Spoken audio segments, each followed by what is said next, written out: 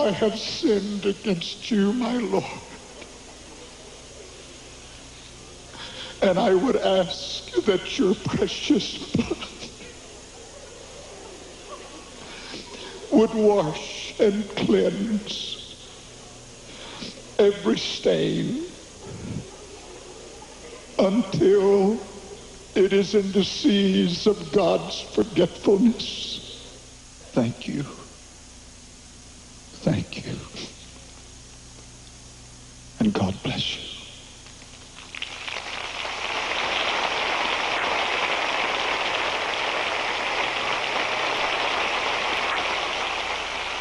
Here's the thing with the whole incident with Jimmy Swaggart and the prostitute, and both, I think there's multiple incidents. I don't really care in terms of the point I'm going to make.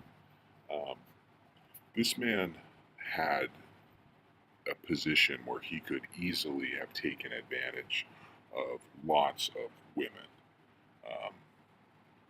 He had a position where a lot of really deviant men strive to get to just for the power that they can use over other people sexually and, the material financial benefits, right?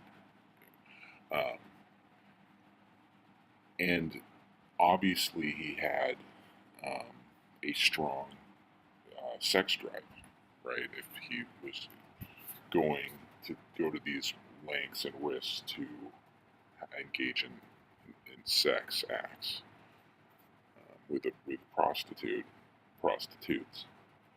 So the fact that he didn't use his power, his position, his authority, his access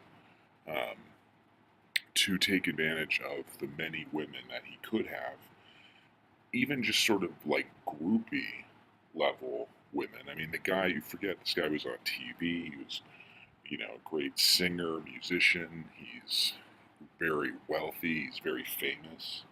I mean, he doesn't look like he's not an ugly man.